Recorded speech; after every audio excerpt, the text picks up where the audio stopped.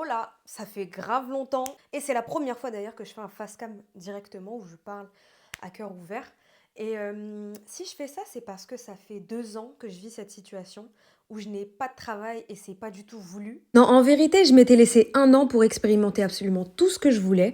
Petite mission, grand projet. Et à la fin de cette année, pourquoi pas reprendre les études. Finalement, le plan ne s'est pas du tout passé comme prévu. En tout cas, consciemment, ce n'est pas voulu. Peut-être inconsciemment, tout ça, ça m'arrange.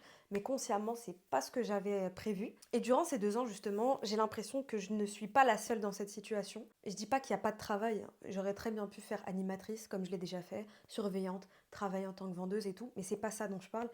Là, je parle vraiment d'un travail où je me sens à ma juste place et un travail qui fait sens et où je peux gagner beaucoup d'argent. Pas juste un métier de passion avec un job alimentaire à côté. Non, là, c'est vraiment quelque chose avec lequel je suis alignée. Je sais pas si c'est à cause du Covid ou si c'est que notre génération maintenant, on n'est plus là pour travailler juste pour travailler, mais si maintenant on cherche plus à se réaliser. Et justement, je voulais parler de mes 2 ans qui ont été archi inconfortables et paradoxalement les meilleures 2 années de ma vie. Et donc après cette longue introduction, justement je pense que je vais prendre l'exemple d'un film que j'ai vu hier, c'était incroyable, ça s'appelle La Tresse. En première partie, je vais faire une introduction, je vais présenter le film rapidement. Ensuite, je vais dire ce qui m'a marqué et les étapes du film qui m'ont fait prendre conscience de ma réalité aujourd'hui. Et ensuite, je vais faire un parallèle avec la réalité que j'ai vécue. Le film La Tresse, c'est un film justement qui parle de 3 femmes dans le monde. Elles sont éparpillées, elles n'ont rien à voir les unes des autres. Il y en a une au Canada, une en Italie et une en Inde. Et pourtant, ces femmes-là vont avoir un impact indirectement sur leur vie, sans le savoir, sans jamais se rencontrer, mais elles vont avoir un réel impact. J'ai énormément spoilé d'ailleurs dans ce film-là, puisque je vais devoir expliquer certaines choses. À la base, quand j'ai vu l'affiche, ça m'avait pas trop donné envie, mais ce que j'ai aimé, c'est le genre de thriller où tu comprends le sens à la fin, et moi j'adore ça.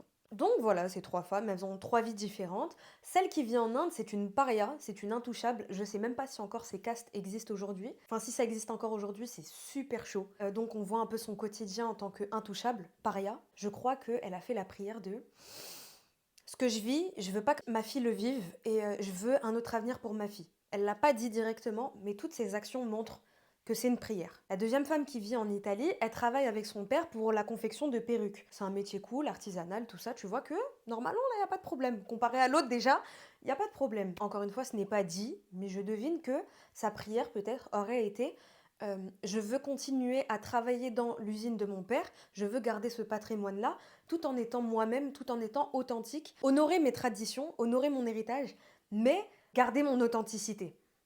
Et enfin, la troisième, c'est une femme canadienne. Elle, tu vois, c'est une grande PDG, ou non, c'est une avocate, mais elle a des hautes responsabilités.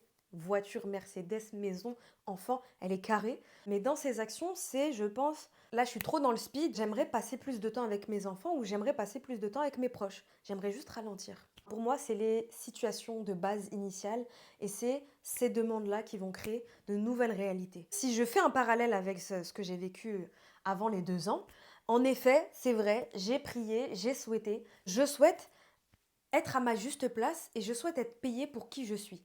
Je veux être authentique, je veux être entourée de personnes qui soient authentiques et qui nous boostent. Je souhaite que même si on a des parcours atypiques, pas faciles ou ce que tu veux, je souhaite que ce soit exactement ça qui nous fasse rayonner. Le truc qui nous faisait de l'ombre à la base, je veux que ce soit le truc qui nous fasse rayonner. Je veux en fait clairement transformer l'ombre en lumière. Mais c'est mignon, c'est poétique. Mais dans la réalité, quand ça t'attrape, c'est vraiment chaud. Et donc voilà, situation initiale, ma réalité me plaît pas forcément, ou bien même si ça me plaît, c'est un confort que j'ai envie de dépasser. Je travaillais déjà, mais je me suis dit, j'ai envie de me réaliser autrement. Ce que j'aime bien d'ailleurs dans le film, c'est que même si c'est pas dit, mais on voit qu'il y a un problème sous-jacent. On voit que même dans la situation des femmes, il y a un truc qui fait que vous n'êtes pas à votre juste place comme ça. C'est pas ça le plan pour vous. La deuxième étape, je crois que c'est justement, voilà, la vie te montre l'incohérence. L'incohérence entre ta demande et ta réalité. Ça veut dire que moi je demande ci, moi je demande ça, mais en vrai de vrai, ce que tu fais, c'est pas cohérent avec ta demande. Dans le film, ça s'est manifesté comment? La femme indienne, même si elle inscrit sa fille à l'école, sa fille elle est rejetée parce qu'elle est d'ethnie paria. Ou elle est de, je sais pas comment on dit, mais elle est de caste, voilà, c'est ça le mot, paria. Donc elle est archi rejetée. Ma belle, même si tu fais un effort pour aller de l'avant, le plan, c'est pas ça pour toi. De l'autre côté, en Italie, le père de la jeune fille tombe malade. Ça veut dire que l'entreprise, elle retombe directement sur toi. Qu'est-ce que tu vas faire? Là, tu peux plus compter sur ton père. Maintenant, il faut compter sur toi. Qu'est-ce que tu vas faire? Et pour la Canadienne, elle apprend tout simplement qu'elle est malade. Elle a une maladie. Donc, même si on lui promet qu'elle va monter encore en grade, bah, en fait, son corps lui dit stop, c'est pas possible. Si je fais un parallèle avec moi, euh, la vie m'a fait quoi? Dès que je postulais, je n'étais prise absolument nulle part. Nulle part. Rien. Porte fermée, porte fermée, porte fermée. Je crois que je vais allumer la lumière parce qu'on commence à rien voir, il pleut. Je me dis, s'il y a un blocage, c'est bizarre. Moi, d'habitude, dès que je veux quelque chose, je l'ai, je me donne les moyens, je me mets des plans, des étapes et tout. Là, s'il y a résistance, c'est qu'il y a autre chose pour moi. Ok. Je reviens sur le film, et ces trois femmes, même si elles voient une épreuve ou une difficulté dans leur vie, et bah, c'est marrant puisque tu vois la résistance de l'humain. C'est-à-dire que même s'il y a un truc, et bah, elle force en fait. J'ai l'impression qu'on se dit, je veux y arriver, je veux atteindre mon rêve, mais avec mon propre plan. Mais il y a des choses enfin pour moi, on ne maîtrise pas. La femme canadienne, elle se dit, moi, cancer, pas cancer, il n'y a pas de souci, je continue à travailler, je vais garder le même rythme, je vais faire comme si, bah, il n'y avait rien. Même s'il y a quelque chose, bah, vas-y, je travaille, je le dis pas à mon boss. En fait, le déni, clairement le déni. La femme italienne, la même chose, elle dit, moi, mon père, malade ou pas malade, tous les jours, je vais aller le voir, mais tous les jours, je vais à l'usine et tout, il n'y a pas de souci. Je fais comme si de rien n'était, comme si le message n'était pas passé. Comme si je savais pas qu'il allait avoir un changement. Et l'URSSAF lui tombe dessus. Mais bref. Et l'indienne, elle fait ça aussi, elle continue à travailler, elle dit à son mari et tout, t'as vu, notre situation, elle est chaude. Viens, on essaye de fuir. Dehors, il pleut, c'est magnifique. C'est si beau. Bref, et même le mari, en fait, tu lui mets une résistance, il dit, mais t'as vu, nous, notre destin, c'est ça. C'est-à-dire, faut accepter, tu vois. Pour moi, encore une fois, le déni, ça veut dire que tu négocies avec ta réalité. Je veux que cette partie-là, elle change, mais tout le reste reste intact. Comme si dans toute une pièce, non, c'est juste je refais la peinture. Mais moi, j'ai l'impression que la vie, en fait, comme tout est lié, comme tout est profondément connecté, et comme tout, et j'ai l'impression, fait partie d'un tout harmonieux, si tu changes un détail, vraiment petit, bah ça impacte absolument tout le reste. Ouais, je vais prendre l'image des dents. C'est comme quand tu as des dents de travers, tu mets un appareil dentaire, ça décale ou ça réaligne toutes les autres dents. Et tu peux pas négocier ça. C'est là que entre pour moi le libre arbitre. Parce qu'en fait, tu as un choix, il est clair. Donc, soit tu es aligné avec le fait que tu veuilles changer, et donc faut sauter dans le vide, ou soit tu es encore dans le... Ou encore tu as le choix d'accepter ta réalité telle qu'elle est. Tu peux dire non, en fait, je voulais du changement, mais bon, peut-être je suis pas prêt, peut-être c'est pas le moment, donc vas-y, je reste. Et encore, c'est plus subtil que ça. Moi, j'ai même l'impression que la vie, elle laisse toujours le choix et un dilemme un peu vicieux, entre guillemets. J'explique. En gros, elle va t'offrir ce que tu voulais, mais pas exactement ce que tu voulais. C'est-à-dire, elle va t'offrir ce que tu voulais à 90%. Mais t'as vu, les 10% qui restent, ils sont désagréables. Ils sont pas... C'est pas 100% de ta demande. Dans le film, ça se montre comme l'italienne. Il y a l'URSSAF qui lui tombe dessus. Son père, il avait des dettes. Son père, il est malade, donc maintenant, la responsabilité, c'est elle. Euh, Elle est là, elle panique, comment je vais faire tout ça. Et comme par hasard, sa mère, elle vient, elle dit, t'as vu, il y a un voisin, il est à côté, il t'aime bien, il est riche, marie-toi avec lui.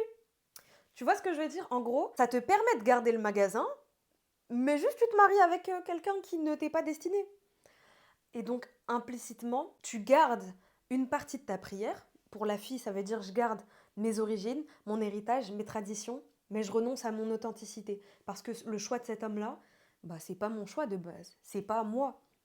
C'est un choix qui vient de l'extérieur. La Canadienne aussi, en gros, elle a eu quoi? La possibilité de reléguer son travail à son assistante. L'Indienne, elle avait un autre moyen. Enfin bref, il y a toujours un truc où j'ai l'impression la vie, pour te tester, elle va te donner 80% de ce que tu veux, mais pas totalement. Et maintenant, elle va te laisser choisir en plus. En gros, bah, fais ton choix. Si tu veux, tu peux encore accepter. Comme ça, tu sacrifies pas tout. Ou si tu veux, bah, tu t'es aligné sur vraiment ta demande. Moi, ça s'est manifesté comment?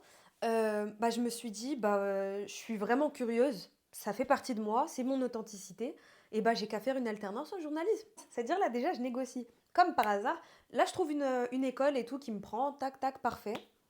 Et dès que je passe des entretiens, et je fais même des stages dans des médias, pour l'un où j'ai fait un stage, je dirais pas où, il n'y avait pas de fenêtre, moi, c'était incroyable, carrément, je lui disais, mais hé, genre, la vie, tu peux pas me faire ça. Je suis trop une femme qui aime respirer, qui aime bouger, qui aime rencontrer, qui aime poser des questions. En fait, même moi, dans mon corps, j'ai besoin de bouger. Et là, on m'a enfermée entre 4 murs, 8-18. Et la question, c'était clairement, est-ce que c'est ça que tu veux? Est-ce que c'est ça que tu veux? Parce que si tu veux, bah, tu peux signer le contrat et ce sera ça, pas toute ta vie, mais ce sera ça, en tout cas, pendant un temps. Et même en fait, c'est ça le pire, c'est que même les gens autour de moi me disaient, c'est trop bien, si tu fais un stage là-bas, tu vas travailler là-bas, puisque c'était une grande boîte de médias. C'est archi bien, ça va te booster, voilà, enfin la réussite. Nanana. Et moi, au fond de moi, je me disais, mais je te jure que c'est pas ça ma place. Si je m'écoute, c'est pas ça ma place. À 1000%, c'est pas ça ma place. Je sais pas encore c'est quoi. J'ai une idée, je sais au fond, profondément, si je m'écoute vraiment, je sais où elle est. Mais là, comme ça, non, je sais que c'est pas ça. Je dois pas aller là-bas. Donc je refuse 80% de ce qui aurait pu me plaire. Je refuse en fait. Je refuse clairement. Et si je fais un autre parallèle, ça, même dans les relations. Pendant les 2 ans, ouf, je me livre aujourd'hui. Mais pendant les 2 ans, j'ai parlé avec certains garçons. C'était vraiment ça, genre 80-20. 80% de ce qui me plaît, 80% d'une connexion incroyable. D'ailleurs, là, je pense à juste un en particulier. 80% de connexion incroyable. La direction de vie, on est d'accord, mais il y a des 20% non négociables que non. Ça ne me correspond pas. Et si je suis honnête avec moi-même, je peux pas me mentir. C'est comme si la vie, elle dit, ouais, tiens, le plat que tu voulais, j'ai juste mis un peu trop de sel dedans. Est-ce que tu vas accepter? Bah, moi non. Bah, au final, je me suis retirée de plein de choses, mais je me suis retirée. Parce que j'ai l'impression que dans la vie aussi, tu peux soit faire un choix de peur, soit un choix de cœur, un choix d'amour profond. Et là, si j'ai été restée accrochée à ce média-là, c'est juste parce que j'aurais eu peur de rien trouver à côté et de garder ma situation là de chômage.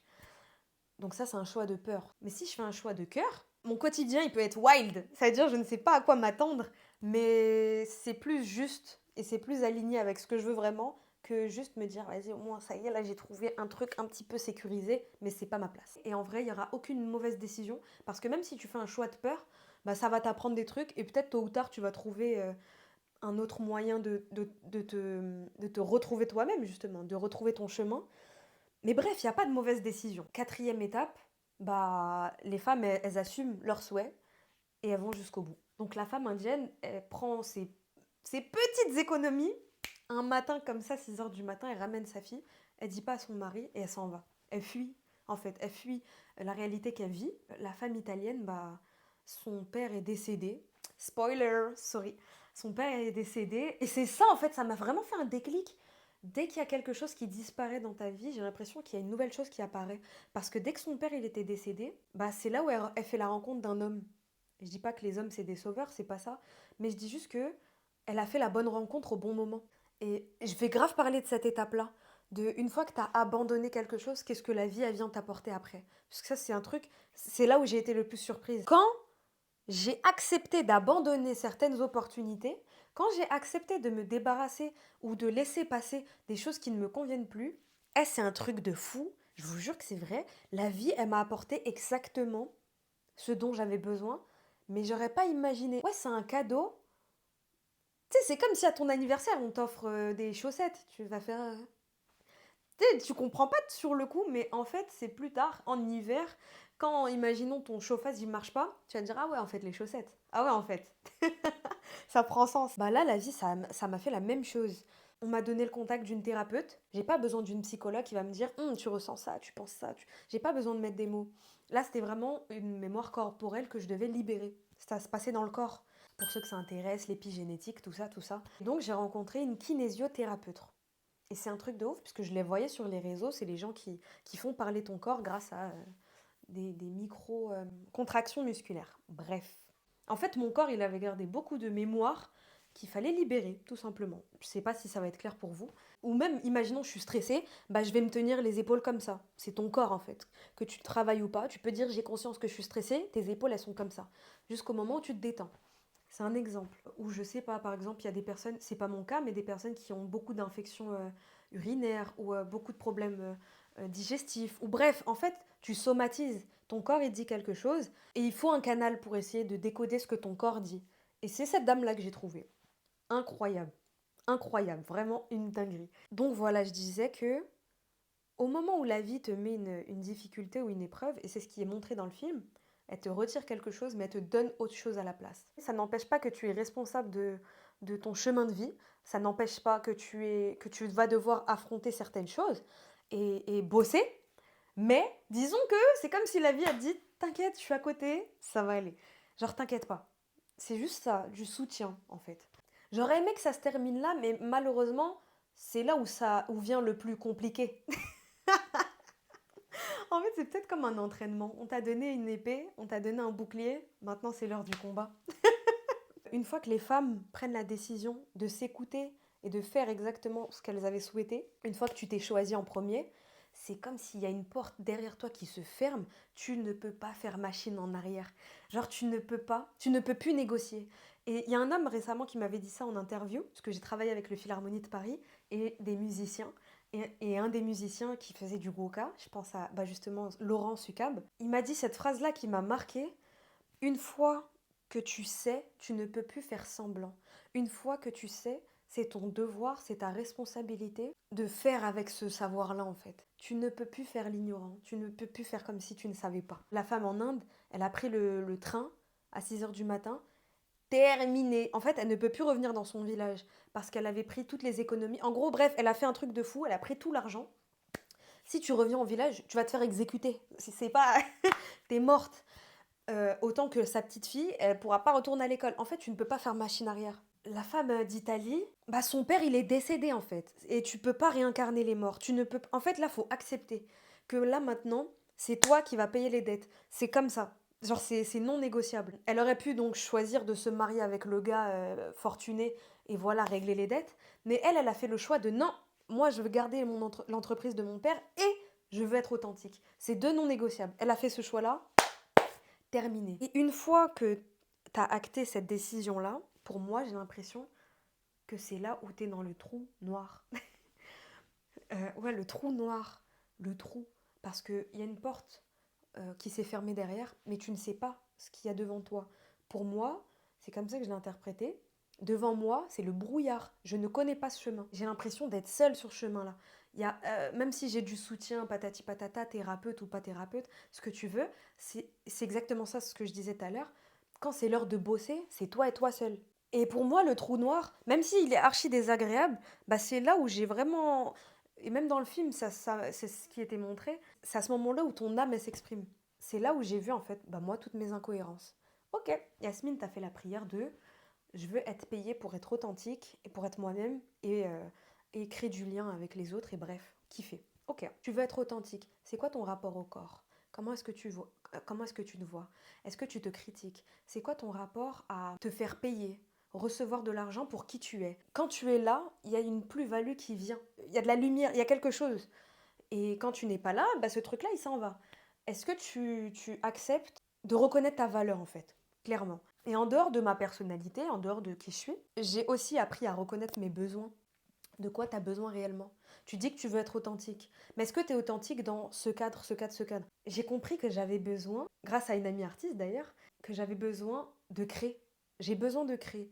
Que ce soit des projets, que ce soit de l'art, que ce soit des dessins, que ce soit ce que tu veux, que ce soit danser, j'ai besoin de créer, j'ai besoin d'exprimer, j'ai besoin d'abstraction, de rêve, de rêver. Que la vie comme ça, là, en tout le temps comme ça, réaliste, réaliste, réaliste, non. J'ai besoin de créer, j'ai besoin de rêver. J'ai besoin d'énormément d'espace. Comme je me sens libre et je suis attachée à cette liberté, j'ai reconnu enfin que j'avais besoin d'espace pour m'exprimer, d'espace pour être moi-même. T'as vu même le fait d'être féminine comme ça? Il y a 2 ans, je l'aurais jamais été. Je l'aurais jamais été. Il y a 2 ans, même mes tatouages, je les aurais pas assumés, je les aurais cachés et tout.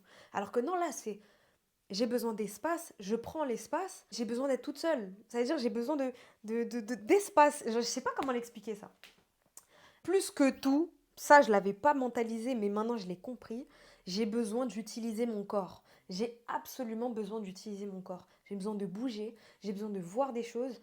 Même si j'adore rester toute seule et tout, même casanière un peu ou quoi, à un moment donné, tôt ou tard, j'ai besoin de bouger parce que c'est en moi, genre. Et donc, j'avais compris aussi qu'à un moment donné, si j'étais pas heureuse dans les anciens travail que je faisais, c'est parce que j'avais pas ces trois éléments-là. Créativité, liberté, espace, bouger. Ah, et surtout l'harmonie. J'ai vraiment besoin d'harmonie. C'est un truc de fou. Genre, j'ai besoin que mon environnement soit beau. Même là, j'ai fait un tableau et tout. Genre, cette année, je n'aurais jamais pensé le faire. Mais c'est parce que je me suis écoutée que j'ai écouté mes besoins. J'ai un besoin absolu d'espace et d'harmonie. Genre, je veux que les choses soient belles autour de moi. Euh, je suis maniaque. Et c'est en fait, j'ai compris aussi de pourquoi j'étais maniaque. Je suis pas maniaque parce que je suis contrôle fric. Je suis maniaque parce que J'ai besoin que l'espace, il soit épuré, lisse, beau, genre, tu sais, genre, minimalisme. Mais en tout cas, voilà, j'ai besoin de tout ça. Et dans mon ancienne vie, j'ai envie de dire, lol, bah, j'exprimais pas tous ces spectres-là de moi. Je m'adaptais à l'environnement. En gros, ouais, non, là, faut pas être impulsif, faut pas parler fort, faut pas nanana. Bah là, je rentrais dans le pot. Et surtout, je ne connaissais pas mes besoins, donc j'y répondais pas. Et ça veut dire, des fois, je rentre chez moi, je boude comme ça, et je sais pas pourquoi. J'ai des états d'âme, mais je ne savais pas pourquoi à l'époque. Mais en fait, c'est juste parce que j'avais pas répondu à mes besoins. Et ça, il n'y a que le temps qui m'a permis de comprendre ça. Chaque humain a des besoins. Il y a des gens, j'adore leur demander c'est quoi tes besoins. Il y en a, c'est la sécurité et la routine. Tu me mets de la routine, je meurs. Je meurs, tu me dis tous les jours, lundi, on va faire ça, mardi, on va faire ça, mercredi, je meurs. C'est pour ça que j'ai besoin d'espace, de liberté. J'ai besoin d'être surprise. J'ai besoin de renouveau. J'ai besoin de créer, créer, souvent. Et des fois, des besoins de contemplation, de calme, de vide. Et c'est pour ça que je parlais d'espace, je crois d'ailleurs. Et donc, une fois que tu as identifié tes besoins et que tu y réponds, la vie, elle est tellement belle. Et en fait, là, voilà, quand j'étais... mais là, je survole. Mais quand j'étais dans le trou noir de l'inconnu, ça veut dire je suis là, je suis perdue. Mais c'est un truc de fou. La vie, elle m'a pas mis des patates, puisqu'en vrai, ça va. Tant que la santé, ça va, ça va. Et j'ai toujours eu des bonnes personnes autour de moi. Mais elle m'a mis des patates un peu là où je m'y attendais pas. Je gérais bien l'argent avant. À un moment donné, bah, je touchais le chômage. Tout est bloqué. Je touchais plus rien. Ils m'ont dit non, il y a un problème dans le dossier. Plus rien. Plus rien. Rien. Zéro nada. C'est-à-dire, j'avais des économies. Ça a duré 5 mois. J'étais comme ça. Là, je me dis, c'est moi le problème. Je suis un monstre. La vie, elle s'acharne sur moi parce que je suis le mal absolu. Ah. Et en fait, non. C'est juste qu'il fallait aller dans le down un peu. Plus en plus, dans ma famille, j'ai appris des trucs et tout. Bon, parenthèse, je suis plus toute seule, donc je vais devoir parler doucement. Mais bref, le climax de l'apothéose du trou noir. J'ai appris des trucs incroyables sur ma famille qui me concernent et tout et tout. La désillusion. En fait, j'ai l'impression, voilà, et je voulais revenir sur ce point. Quand tu fais un souhait, donc il va y avoir un changement. Ce changement-là, il fait que tout change. Et moi, je trouve que c'est là où tout ton monde s'écroule. En tout cas, tout le mien s'est écroulé. Tranquille, tu vois, avec le sourire, mais en tout cas, ça s'est écroulé. C'est là où le travail commence. Et même si tu peux être accompagné, soutenu, qu'il peut y avoir des facilités autour de toi, imaginons même, tu es dans une très belle situation de vie ou quoi, je sais pas. Au premier rapport, on peut dire que t'as pas de soucis. Il y a un travail intérieur qui t'impose cette déconstruction-là. Et dans le film aussi, ils l'ont montré, mais la femme qui vit en Inde, elle a pris le train avec ses petites économies, avec sa fille, mais clairement, elle a nulle part où aller, ou elle a une direction, mais elle est vague. Et le pire, en fait, c'est que déjà, sa situation, elle est dure, mais elle se fait voler son sac et ses affaires et son argent. Elle a rien. Elle est à terre, elle est à sec. Après, son seul objectif, c'était d'aller au temple prier. Et le temple, comme par hasard, il est archi loin. Faut monter comme ça, pieds nus. C'était vraiment dur. Mais en tout cas, ce trou-là noir, ce désespoir absolu, finalement, bah, lui a permis cette seule volonté que d'aller prier, ou d'aller se recueillir, ou d'aller reconnaître sa situation auprès d'une grandeur supérieure. Je trouve que le trou, il te permet ça. Un second souffle, un, une trajectoire que tu n'aurais pas pensé, à laquelle tu n'aurais pas pensé, pardon. L'italienne aussi, l'étranger va lui proposer de «Oh, moi comme je suis indien, je sais qu'en Inde on vend nos cheveux, rachète les cheveux de là-bas, et vas-y, fais tourner le business autrement. Mais il faut que tu le fasses avec toi, là, ton business plan, ton authenticité, ta signature. Il n'y a que toi qui transforme cette dureté-là en autre chose, qui transmute en fait. Il n'y a que toi qui peux transmuter. Et j'ai kiffé, en fait, j'ai kiffé passer par ces 2 ans étranges. Étranges et déstabilisants, mais j'ai adoré. Et la beauté de ce film, là où les femmes se rejoignent, c'est que bah, justement la femme indienne a coupé ses cheveux en offrande pour sa divinité. Ces cheveux-là ont été récupérés pour faire des perruques en Italie. Et ces perruques en Italie, de haut de gamme, ont été revendues au Canada pour les personnes atteintes d'un cancer. Et c'est là où j'ai trouvé que quand tu as la tête sous l'eau et que tu dis waouh, tout ce qui se passe n'a aucun sens, tout ce qui se passe me dépasse, je suis impuissante face à ça, bah, j'ai l'impression que 2 choses. La première, quand plus tu es aligné avec toi, tes souhaits et ton être authentique, même si ça peut être désagréable des fois, bah plus c'est archi juste et c'est archi exactement ça qu'il faut. Il faut pas lâcher, il faut pas lâcher. Mais c'est exactement ça qu'il faut. Et au fond de soi, on sait exactement ce qu'il nous faut. En termes de relations, en termes de travail, en termes d'amitié, en termes de famille, mon Dieu. On sait exactement ce qu'il nous faut au fond, si on prend le temps d'écouter justement, le temps qui est nécessaire. Et la deuxième chose, c'est ce que tu fais a un impact sur les autres que tu n'imagines même pas. C'est clairement l'exemple du film en fait. Et ça, j'en suis convaincue. Ce que tu fais, tous tes petits combats invisibles que personne ne voit, tout, toutes les fois où tu te remets en question, toutes les fois où tu te combats toi-même, et toutes les fois où tu refais la paix avec toi-même, bah tout ça, à partir du moment où tu es juste, à partir du moment où ton intention elle est d'être juste plus proche de toi-même, et bah plus tu fais ça et plus ça impacte les autres sur un degré proche ou un degré que tu n'imagines même pas. Je me suis dit ça. Et quand j'ai fini le film, genre j'ai éteint, j'étais comme ça. Pendant longtemps, et même ce matin, bah, j'y réfléchissais. La femme qui s'est rasé le crâne, elle sait pas tout ce qu'il y a derrière. La femme qui est en Italie, elle sait pas tous les enjeux qu'il y a. Elle fait juste son petit job. Elle fait juste ce qu'elle a à faire. Et la femme au Canada, elle ne sait pas tous les enjeux qu'il y a eu pour que elle s'accepte comme elle est. On n'imagine pas tous les fils invisibles qu'il y a derrière, toutes ces connexions invisibles. Mais pour moi, je pense qu'ils sont vraiment bien présents. Le seul bateau là sur lequel j'ai pu naviguer sur ces eaux troubles, c'était le bateau, bah c'était ma curiosité en fait. C'était le fait de me poser des questions et de poser des questions autour de moi parce que l'humain m'intéresse terriblement. De me poser des questions et de me poser les bonnes questions. L'objectif c'est pas juste d'avoir de l'argent. Genre est-ce que tu veux juste de l'argent? Parce que si c'est ça, tu peux en avoir plein. Je vais faire une parenthèse en parlant de l'argent justement, puisqu'à la base c'est ça le thème. À un moment donné, j'ai travaillé dans un bar chicha, et oui, et il y a une fille justement, elle me disait tu gagnes combien? Je disais 600 avec le chômage ou 600, 700, bref. Et, euh, et je disais, et toi? Et elle m'a dit 3000. Et je disais, mais c'est archi bien, comment t'as fait? Elle m'a dit, ouais, je fais ça, chicha, patata, patatata. Ok. Et je lui ai dit, mais t'es bien et tout. Et elle m'a dit, non. Elle m'a dit, je pense que t'es plus riche que moi. Et j'ai dit, mais pourquoi? Elle m'a dit, tout simplement parce que tu peux avoir 600 euros et bien gérer. Et tu peux avoir 3000 € et dépenser 4000 € et donc être endetté de 1000 € par mois, tous les mois. Et elle m'a dit en fait, ma plus grande erreur c'est que j'ai toujours été dépensière, j'arrive à attirer l'argent, mais je ne sais pas comment le dépenser intelligemment. Alors que toi, même si tu as 600 € et que tu es limité, si tu arrives à économiser 100 ou 200 € par mois, bah aujourd'hui, de toi et moi là, c'est toi la plus riche. Cette discussion m'a mis une pêche, encore une fois, puisque ça m'a posé la question de, eh, moi aussi je veux faire de l'argent à tout prix. À un moment donné, j'ai pété un plomb, je me disais, eh, je m'en fous de mon chemin de vie, je m'en fous de mon authenticité, tout ce que je veux c'est l'argent. Bah en fait, l'argent tu peux le faire, mais si tu ne sais pas le gérer, à quoi ça va te servir, ma grande?